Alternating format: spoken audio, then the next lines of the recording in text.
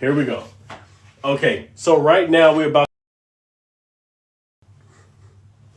Here we go. Okay, so right now we're about to go over some basics on astrology. That's going to be the energies and the modalities. We're going to go over energies and modalities, okay? Energies and modalities, energies and modalities. The way that the video and this live is going to work is I'm going to go through the energies and modalities first, and then at the end, if you got questions, I'm going to give you the questions, okay? Or I'm going to let you ask the questions. Now, let's start. It's 4 elements. You got water, you have air, you have earth, and then you got fire. So these are sticks. So these elements, these are the elements of astrology, and I'm gonna go through them real quick so you can understand them a little bit better. All right. So when it comes to the elements in astrology, every element has its complement. So fire complements air, earth complements water.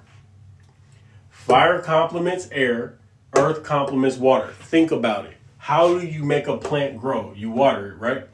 Boom. What does fire need in order to burn brighter? Air, right?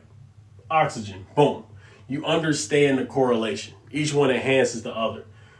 When it comes to the very first element, the very first element actually is air.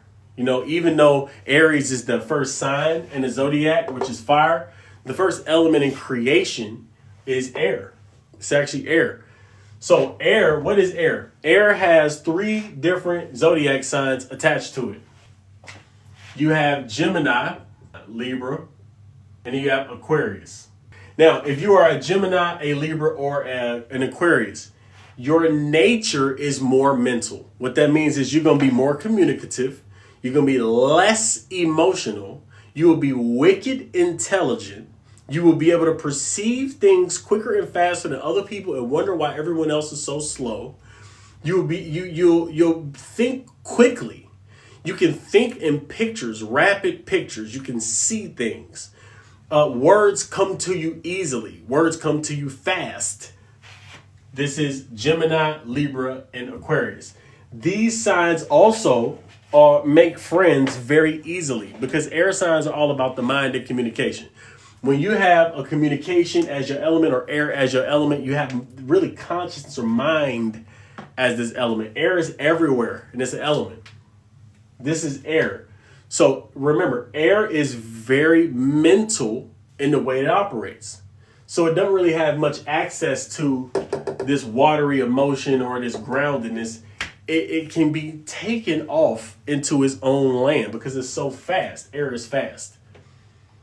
That's the element of air. Earth, you got 3 earth signs. Taurus, Virgo, and Capricorn. When you're dealing with an earth sign, you're dealing with a very stable and steady energy.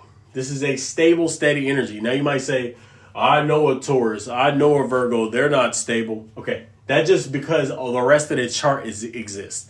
But if you had just an exclusive pure Taurus, they would be the slowest moving thing in the universe, okay?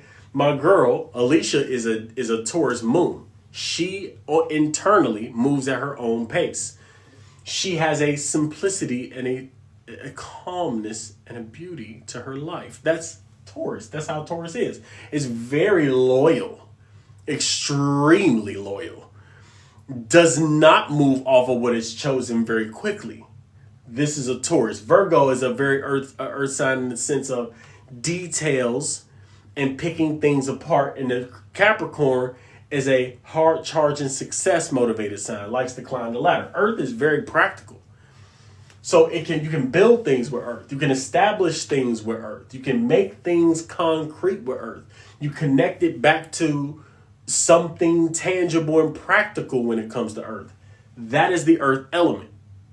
Okay, if you got a lot of that, I have a lot of this in my chart. That's the reason that I break things down the way that I do. I break things down I break things down practically. I'm very practical. I want you to be able to use this, not just be like, well, that's nice information. I want you to be able to use this. That's earth. Okay, water. You have 3 water signs. One is Cancer, Scorpio, Pisces. Now, the water element is a very psychic element. It's very psychic. So you can't really slip anything past a psychic element, water sign. The water sign can feel you. Rather than listening to you, rather than trying to practically assess, rather than just talking you in a circle, a water sign can feel you. It already knows.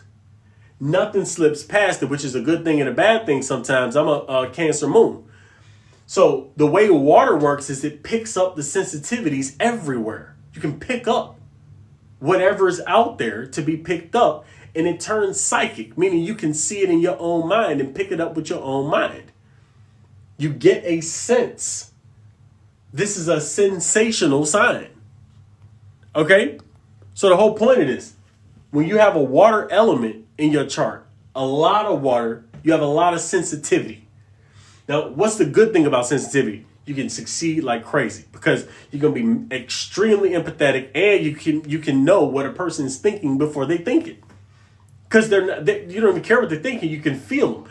For instance, if you're a salesperson, you can feel a person when they feel uncomfortable and address the discomfort rather than addressing what they say. Because a lot of times people say things that they don't feel, and they don't really want you to know how they feel, so they won't say it. But you can hear it and pick it up in the water.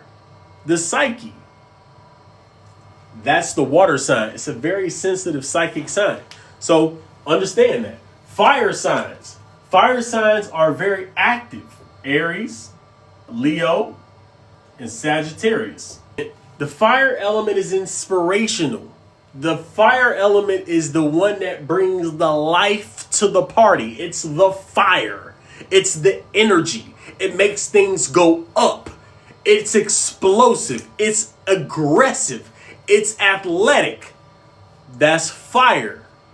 It makes things move. You feel them when they walk into the room. They may not know you exist, but they will let you know they exist. That is a fire element. Burns everything in its path or gives it a boost. Look at rockets. Fire element is that element. Understand that. Anybody got any questions about the fire element?